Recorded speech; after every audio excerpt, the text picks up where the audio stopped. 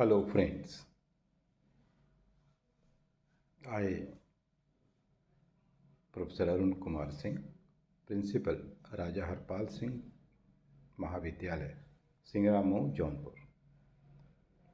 Once again, after a very long time, I welcome you again on my YouTube channel, Arun Singh Binamra. मित्रों, इस बार मैं आपके साथ एक बहुत ही महत्वपूर्ण मुद्दे के साथ हूँ। आज के अपने इस पूरे प्रस्तुतिकरण में मैं ऐसा कुछ भी नया नहीं करने जा रहा हूँ जो इसके पहले कहीं नहीं किया गया है। बस मैं सिर्फ एक काम करने जा रहा हूँ कि कंप्लीट मानव संपदा पोर्टल को अशासकीय सहायता प्राप्त महाविद्यालय में किस प्रकार हैंडल किया जाएगा, the way how to handle Manav Sampada portal, specially in aided degree colleges. यद्यपि बहुत सारी बातें और भी हैं जिन पर मुझे यहाँ इस प्लेटफॉर्म पर बहुत चर्चा करने की ज़रूरत नहीं है। मानव संपदा की खुद की क्या खामियां हैं, इसकी टेक्निकल इफ़िशियंसी क्या है, इसका कवरेज क्या है, इसका हमारे कॉलेज के पॉइंट ऑफ व्यू से कस्टमाइजेशन कैसा है, या इसके ऐप की सेफ्टी का इशू जो है, या हमारी नीतियों नियमों हमारे रेगुलेशन के हिसाब से इसके सर्वर के होने की जहाँ तक बात है, ये सब मुद्दे यहाँ चर्चा के विषय नहीं है क्योंकि पॉलिसी मैटर है। ये सब देखना सरकार का काम है। हम अपनी समस्याएं ज़रूर सरकार को बताएंगे और उम्मीद है कि सरकार हमारी आवश्यकताओं के अनुरूप इस पोर्टल को संशोधित करके यह कॉलेज फ्रेंडली बनाने का प्रयास करेगा। जो महत्वपूर्ण बात है वो यह है कि अब हमको सिर्फ इस पर फोकस करना है कि हम अपने संसाधनों में, अपनी जानकारी के स्तर पर और अपने तरीके से इस पोर्टल को कितने बेहतर ढंग से लागू कर सकते हैं। और ये सही है कि other things remaining the same की अगर हम बात करें, इसकी छोटी मोटी खामियां अगर दूर कर दी जाएं, तो ये निर्विवाद है कि ये एक ऐसा प्लेटफॉर्म है जो हर दृष्टिकोण से सबके लिए उपयुक्त है, इसलिए कि ये ट्रांसपेरेंट है, ये इन्फॉर्मेशन को एक साथ रखने में आपकी मदद करता है, सुरक्षित रखने में मदद करता है, सिस्टमेटिक रखने में मदद करता है। बहुत सारी ऐसी भी प्रोसीजरल फॉल्ट्स हैं जिससे हम इसके माध्यम से बच सकते हैं। तो कुल मिलाकर के हम आप सबकी तरफ से, अपनी तरफ से इस पोर्टल का स्वागत करते हैं और उम्मीद करते हैं कि यह हमारे कल को बेहतर बनाने में हमारा सहयोग करेगा। मित्रों, मैं बहुत ही संक्षेप में, बिल्कुल सीधे प्रैक्टिकल करके, आज मैं बिल्कुल ऑनलाइन हूँ एक्चुअल सेंस में, मैं पूरी मानव संपदा को हैंडल करके आपको यह 10-15-20 मिनट में बता देना चाहूँगा कि कैसे आप इसको हैंडल करेंगे। सबसे पहले हम इसके इंट्रोडक्शन की बात करते हैं। मित्रों, मानव संपदा पोर्टल पर सीधी सी बात है कि एक टीचर की इन्फॉर्मेशन अपलोड होनी है।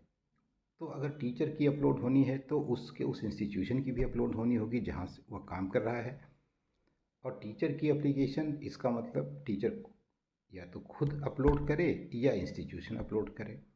तो सबसे पहले मानव संपदा पोर्टल को अगर आप देखें तो यहाँ आपको जो काम करने हैं हम उसका एक इंट्रोडक्शन बता देते हैं, फिर हम इसको ऑपरेट करके आपको दिखाएंगे।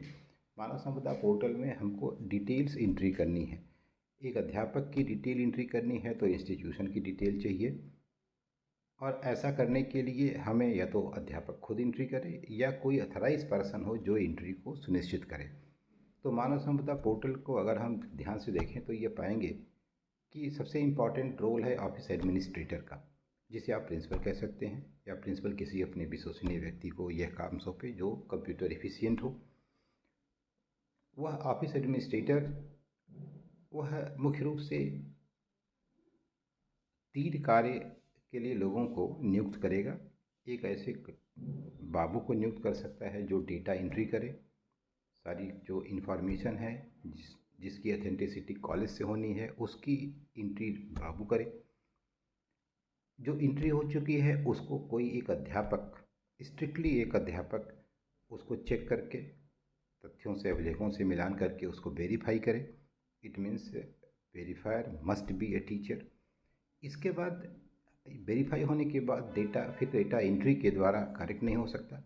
कोई एंट्री गलत हो गई, प्रिंसिपल की नॉलेज में वो बात एम्प्लॉय ने डाली कि सर ये डेटा गलत है, तो उसको करेक्ट करने के लिए प्रिंसिपल अलाउ कर सकता है ई करेक्शन। और ई करेक्शन के लिए वह, वैसे तो प्रिंसिपल को खुद ई करेक्शन करना चाहिए, लेकिन वो अपने सामने किसी कंप्यूटर एफिशिएंट को बैठा करके अभिलेखों से मिलान करके ई करेक्शन करा सकता है। तो आपको इसका मतलब मुख्य रूप से एक ऑफिस एडमिनिस्ट्रेटर होगा जो सबको रोल असाइन करेगा, एंट्री ऑपरेटर होगा, वेरीफायर होगा, ई करेक्शन उसके लिए एक आदमी होगा। इसके अलावा और भी रोल हैं, जैसे अकाउंट डील करने के लिए एक आदमी होगा, ट्रांसफ़र को डील करने के लिए एक आदमी होगा, और अदर रोल करके भी एक ऑप्शन मिलता है। तो ऑफिस एडमिनिस्ट्रेटर इतना काम जब कर देता है, इसके बाद इसी ऑफिस एडमिनिस्ट्रेटर के द्वारा जो होम पेज इंस्टीट्यूशन का खुलता है उसमें बाकी सारी रिपोर्ट्स जनरेट होती हैं। उस रिपोर्ट्स में आप सारी चीज़ें, लीव की क्या सिचुएशन है, या पेरोल की क्या सिचुएशन है, या एसीआर की क्या सिचुएशन है, ये सारी चीज़ें आप वहाँ से हैंडल कर सकते हैं। अब जो सर्विस एंट्री ऑपरेटर होगा वह सारा डेटा इंटर कर देगा। बहुत सारी इन्फॉर्मेशन होता है, जब हमारा EHRMS कोड जनरेट हो जाता है तो हमको खुद भी बहुत सारी चीज़ें अपलोड करने का एक्सेस मिल जाता है। जैसे हम अपना आधार, अपना पैन, हम अपनी मार्कशीट्स, अपने अचीवमेंट्स, अपने सर्टिफिकेट्स, ये सब हम खुद भी अपलोड कर सकते हैं, या हम जो एंट्री ऑपरेटर है उससे अपलोड करा सकते हैं। तो इस तरह हम पूरा का पूरा अपने बारे में सारी इन्फॉर्मेशन, और ई सर्विस बुक का करेक्शन है कि उसमें अगर कोई गलती हो गई तो आप ठीक कर सकते हैं, अन्यथा एंट्री ऑपरेटर आपकी सर्विस बुक भी भर करके सारा काम। सर्विस बुक का मतलब ये है कि आपके अपॉइंटमेंट से लेकर के उससे संबंधित ऑर्डर्स, आपके प्रमोशंस, इसके अलावा सर्विस बुक में जैसे डिटेल्स भरी जाती हैं कि आपकी खुद की आइडेंटिटी क्या है, आपके डिपेंडेंट कौन हैं, आप नॉमिनी किसको बनाना चाहते हैं, किसको कितना % शेयर अलॉट करना चाहते हैं, ये सारी इन्फॉर्मेशन सर्विस बुक में अप टू डेट की जाती है। अब देखें आप, तो इस तरह से तो ये आपने देखा कि कैसे, और जो डेटा एंट्री द्वारा एंट्री कर दी जाती है उसको फिर वेरीफायर चेक करके उसे वेरीफाई करता है। ये सब अपने अपने यूज़र आईडी पासवर्ड से लॉगिन करेंगे तो उन्हें वही एक्सेस उपलब्ध होगा जिसके लिए वो अथराइज़ हैं। सर्विस एंट्री वाला जो ऑपरेटर है वह जब अपनी लॉगिन आईडी और अपने पासवर्ड से ओपन करेगा तो उसे उसका खुद का डिटेल तो दिखेगा ही, उसका अपना खुद का जनरल आप देखेंगे, एक जो जनरल है उसमें वो अपने पासवर्ड को कैसे चेंज कर सकता है, अपनी खुद की इन्फॉर्मेशन कैसे अपडेट कर सकता है, इसके अलावा अपनी ई सर्विस बुक कैसे देख सकता है, अपनी लीव को कैसे वो अप्लाई कर सकता है, लीव का मैनेजमेंट कैसे कर सकता है, उसका अपना खुद का पेरोल है कैसे वो आप देख सकता है, ECR अपनी देख सकता है, ये ज्वाइनिंग रिलीविंग का ऑप्शन, ये बहुत सारी चीज़ें ऐसी हैं जो वो खुद देखेगा। लेकिन वहाँ उसके पास एक न्यू रजिस्ट्रेशन का भी ऑप्शन रहेगा, क्योंकि उसे डेटा एंट्री का को अथराइज़ किया गया है, इसलिए वो न्यू रजिस्ट्रेशन के माध्यम से वह किसी का भी डेटा एंट्री वहाँ उस प्लेटफॉर्म पर कर सकता है। उसके द्वारा जब वो जैसे ही वह कंप्लीट करेगा, वो सबमिट करेगा, उसमें ऑप्शन आएगा सबमिट टू वेरीफाई। तो जब वो वेरीफाई के लिए सबमिट करेगा तो वो पूरा डेटा ट्रांसफ़र हो जाएगा वेरीफायर के पोर्टल पर, उसके होम पेज पर। तो जब वेरीफायर अपने लॉगिन आईडी पासवर्ड से उसको ओपन करेगा तो उसे दिखेगा कि पेंडिंग वेरिफिकेशन है, तो वो उसको जा करके ओपन करके एक बार डेटा मिला करके वो वेरीफाई कर देगा। अब वेरीफाई हो जाने के बाद अगर कोई गलती रह जाती है तो now it can be corrected through E correction option. तो ई करेक्शन ऑप्शन में जा करके हम कोई भी चेंज करा सकते हैं। इसी तरह ई करेक्शन वाला जो अथराइज पर्सन है वो अपने यूज़र आईडी और पासवर्ड से इसको ओपन करेगा। तो सबसे पहले हम प्रारंभ से प्रारंभ, और इसी तरह से लीव मैनेजमेंट का है। तो लीव मैनेजमेंट का क्या है कि जब आप लीव मैनेजमेंट में अप्लाई करेंगे तो उसमें लीव अप्लाई का एक ऑप्शन आएगा। जैसे ही क्लिक करेंगे आप तो क्लिक करते ही एक पूछता है रिपोर्टिंग अफसर कौन है, तो सेलेक्ट करने को आता है। जब आप सेलेक्ट का ऑप्शन क्लिक करते हैं तो जितने एम्प्लॉई आपके इंस्टीट्यूशन में हैं वो सबका ऑप्शन देता है। तो उसमें से which one is authorised by the institution as a reporting officer, you have to choose that particular person. वो नॉर्मली प्रिंसिपल होगा, लेकिन बहुत सारे कॉलेजेस में अभी स्थिति यह है कि प्रिंसिपल का HRMS कोड थोड़ा लफड़े में पड़ा हुआ है, समझ में नहीं आ रहा है। शासन निदेशालय द्वारा मांगा गया है कि हमको कृपया लिख करके निर्देशित करें कि हम कौन सा किस तरीके से अपना HRMS कोड, क्या हम पुराना वाला ट्रांसफ़र कराएं या हम नया करें, तो हमारा वो धारणाधिकार वहाँ कैसे सुरक्षित रहेगा, या हमारी सेवा में कोई व्यवधान तो नहीं उत्पन्न होगा। जैसे ही इसकी कोई लिखित सूचना मिल जाती है, हम लोग अपना HRMS कोड जनरेट कर लेंगे, तब तो हम खुद ही रिपोर्टिंग अफसर हो जाएंगे अध्यापकों के लिए। लेकिन अभी हम ऐसा कर सकते हैं कि सीनियर किसी अध्यापक को अथराइज़ कर दें कि वो लीव सैंक्शन करे, और हम जहाँ तक नॉन टीचिंग का है उसके लिए हम OS को अथराइज़ कर सकते हैं।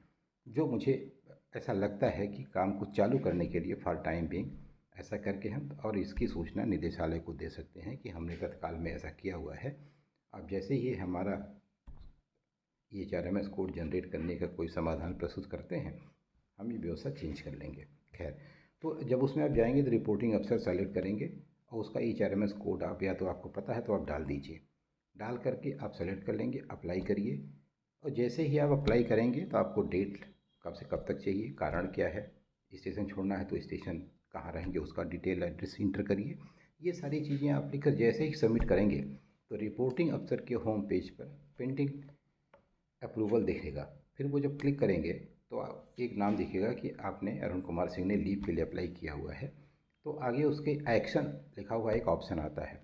एक्शन को वो जब क्लिक करेगा रिपोर्टिंग अफसर तो उसमें कई ऑप्शन आते हैं कि अप्रूव करना है, डिसअप्रूव करना है, फॉरवर्ड करना है या व्यू करना है। तो वो उसको अप्रूव कर दे, और अप्रूव करते ही छुट्टी उसकी सैंक्शन हो जाएगी। और इस तरह वो छुट्टी रिकॉर्ड में हो गई कि अब ऑफिशियली सैंक्शन हो गई और आपकी लीव रिकॉर्ड में वो मेंशन हो जाएगी। तो इस तरह से, और इसके लिए सबसे बढ़िया है कि आप जब होम पेज पर जाएंगे मानव संपदा के, तो वहाँ आप देखेंगे कि मानव संपदा के होम पेज पर आपको एक यम स्थापना का ऐप मिलेगा। यम स्थापना की ऐप को आप वहीं से डाउनलोड कर लेंगे। आप देखें, हम यहाँ आपको थोड़ा प्रैक्टिकल करके दिखा देते हैं। जैसे ही गूगल आप सर्च करेंगे वहाँ आपका मानव संपदा आ जाएगा। ये देखिए, मानव संपदा आप क्लिक करेंगे तो ये आपको ऑप्शन मिलेंगे। यहाँ आप मानव संपदा क्लिक कर दीजिए। अब आपने मानव संपदा क्लिक कर दिया तो आप ये देखिए कि आपका होम पेज आ जाता है मानव संपदा का। इस होम पेज पर आप देखें तो ये पूरा मुख्य रूप से ये हमारे लॉगिन का ऑप्शन है। यहाँ से हम लॉगिन करेंगे। इसके बाद यहाँ आप देखें ये ऐप है जिसको आपको डाउनलोड करना है। इस ऐप को आप जब डाउनलोड कर लेंगे तो यह आपके मोबाइल में हमेशा रहेगा और सीधे आप डायरेक्ट लीव के लिए अप्लाई कर देंगे। आपको पूरा सिस्टम खोलने की ज़रूरत नहीं पड़ेगी। आप अपना सर्विस बुक भी यहाँ से देख लेंगे और लीव के लिए अप्लाई कर लेंगे। तो लीव मैनेजमेंट के लिए और अपना तत्काल up to date record service record देखने के लिए यह स्थापना ऐप आप डाउनलोड कर सकते हैं। ये अलग बात है कि उतना इफ़िशियंट नहीं है, सेफ़ भी नहीं है, कहता है कि सिक्योर नहीं है। इसको थोड़ा और यूज़र फ्रेंडली और हर मोबाइल के साथ कॉम्पेटेबल नहीं है, तो इसे थोड़ा और यूज़र फ्रेंडली बनाने की ज़रूरत है। लेकिन ऐप बहुत उपयोगी है, इसमें कोई दो राय नहीं। ये आप देखें कि जब आप होम पेज खोलते हैं तो ये सारे इतने ऑप्शंस आपको दिखते हैं। क्या काम मानव संपदा पर हो सकते हैं, ये सारे डिटेल है। एम्प्लॉयमेंट का, एम्प्लॉय का इनरोलमेंट है, ज्वाइनिंग और रिलीविंग यहाँ से, लीव का मैनेजमेंट है, मेरिट बेस्ड ट्रांसफ़र सिस्टम है, ECR मैनेजमेंट है, ट्रेनिंग मैनेजमेंट है, सर्विस बुक का मैनेजमेंट है, सबमिशन ऑफ प्रॉपर्टी रिटर्न है, ऑनलाइन परफॉर्मेंस इवेलुएशन है, पेरोल है। एक तरह से complete information about any employee you will find on the Manav संपदा।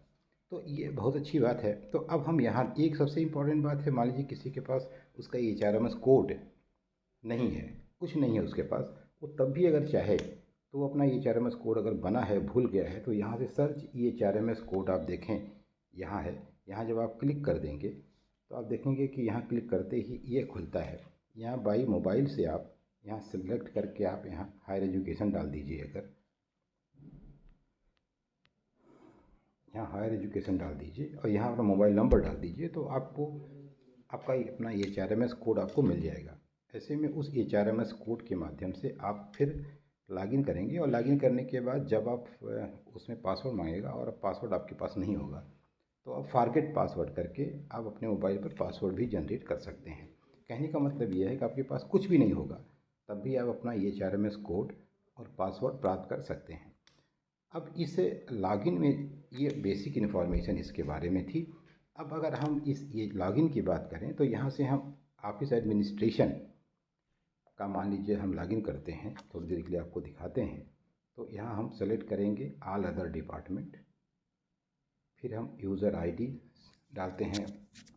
मान लीजिए हम अपने कॉलेज की डाल देते हैं यूज़र आईडी और पासवर्ड।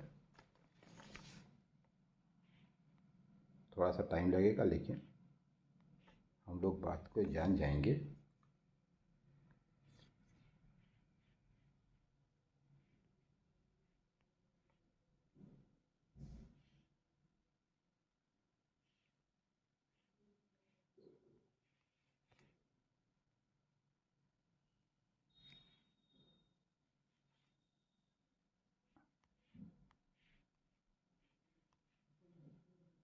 ये यूज़र आईडी हो गया, ये हम पासवर्ड अपना डाल देते हैं।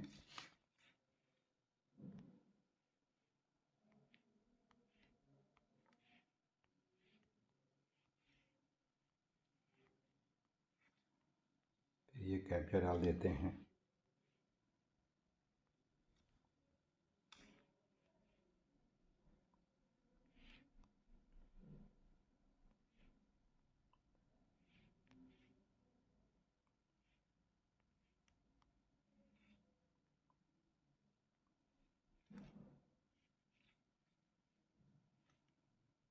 ये देखिए हमने ये लॉगिन कर दिया।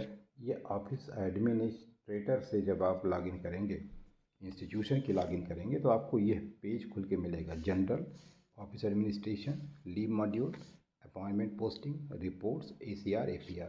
जनरल में आप देखिए अपडेट पासवर्ड है, रीसेट पासवर्ड है और ये व्यू एम्प्लॉय डॉक्यूमेंट है। ये इतने ऑप्शन इसमें हैं। इसके अलावा ऑफिस एडमिनिस्ट्रेशन में आप देखें जो मुख्य रूप से आपका पार्ट है, ये नया रजिस्ट्रेशन आप यहाँ से करेंगे किसी का, एडिट रजिस्ट्रेशन डिटेल। जब तक आपने वेरीफाई नहीं किया है तब तक आप यहाँ से इसको एडिट कर सकते हैं। असाइन रोल टू एम्प्लॉय, ये इम्पॉर्टेंट है। अपडेट ई सैलरी कोड, जब हमारी सैलरी मानव संपदा से हो जाएगी तो एक सैलरी कोड होगा और पैन होगा, वो यहाँ से अपडेट होगा। ID कार्ड बना सकते हैं। Office sanction post, update office, view sanction strength. अब यहाँ असाइन रोल ही इम्पॉर्टेंट है, यहाँ आपको समझना है। इसको हमने क्लिक किया तो ये आपको ऑप्शन आएगा। इसमें आप देखें तो पोस्टिंग ऑफिस अपना अपना यहाँ आप कॉलेज चेक करिए, आप अपना कॉलेज डालिए। ये हमारा है। एम्प्लॉय नेम यहाँ करेंगे, सारा जितनी लिस्ट जितनी अब है सारी आ जाएगी। जिसको जो रोल देना हो उसके लिए सेलेक्ट करिए, वहाँ नाम डाल दीजिए। फिर इसके बाद उसे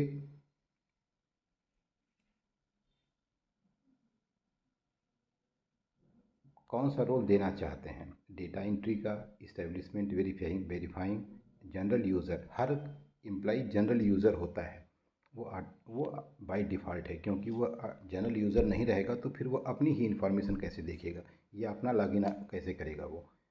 फिर ये सर्विस बुक ई करेक्शन का ऑप्शन है। अकाउंट एडमिनिस्ट्रेटर कौन होगा और ट्रांसफ़र एडमिन कौन होगा।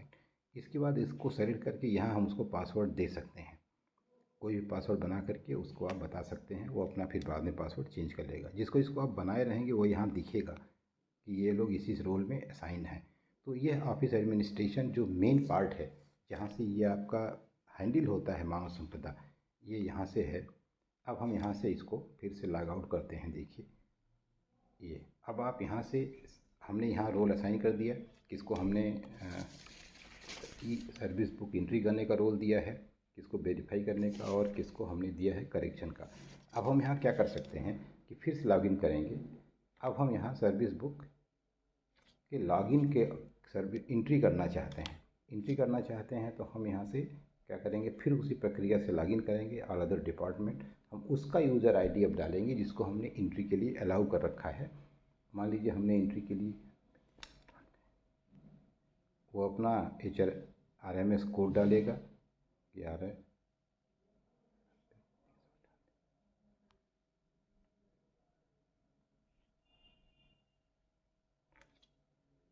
वो अपना पासवर्ड डालेगा।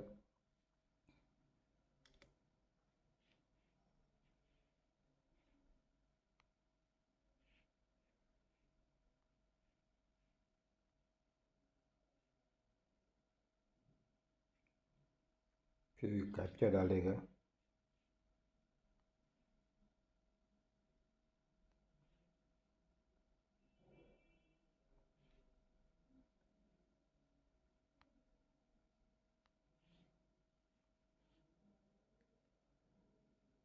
कभी कभी इंटर करने में गलत हो जाता है इसमें,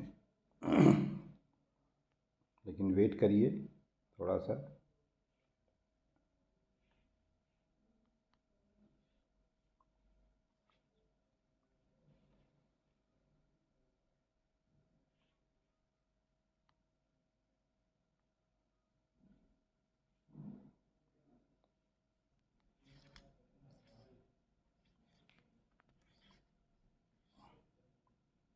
तो इस तरह से, हालांकि इस समय खुल नहीं पा रहा है, थोड़ा सा सिस्टम छोटा है, लेकिन जैसा आपने देखा कि जिस तरह से ऑफिस एडमिनिस्ट्रेटर का खुला, उस तरह से सर्विस एंट्री का भी खुलेगा।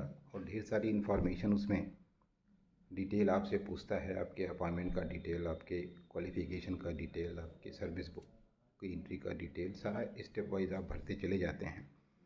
फिर वेरीफायर की लॉगिन आईडी से खोलकर हम उसको वेरीफाई कर देते हैं। और यदि कोई मिस्टेक्स होती हैं या फिर मान लीजिए कोई अपडेट आता है, और हमारा कोई नया प्रमोशन आ गया, तो हम फिर उसको करेक्शन करके या डेटा एंट्री से करके उसको हम अपडेट करते हैं। ऐसी स्थिति में पूरा का पूरा जो मानव संपदा है आपका, वो अपडेट हो जाता है। तो अगर आपको मानव संपदा से संबंधित कोई विशेष जानकारी चाहिए और या कैसे आप इसको हैंडल करेंगे, तो आप निश्चित रूप से हमारे नंबर पर संपर्क कर सकते हैं। तो कुल मिलाकर के संक्षेप में अगर हम कहें कि मानव संपदा से संबंधित इतनी बातें इम्पॉर्टेंट हैं जो हमको सबको जाननी चाहिए, इसका प्रयोग करना चाहिए। और धीरे धीरे समय के साथ साथ जैसे जैसे ये अपडेट होता जाएगा, सूचनाएं हमारे पास बढ़ती जाएंगी, वैसे वैसे हम इसको और भी सीखते जाएंगे, जानते जाएंगे। Thank you.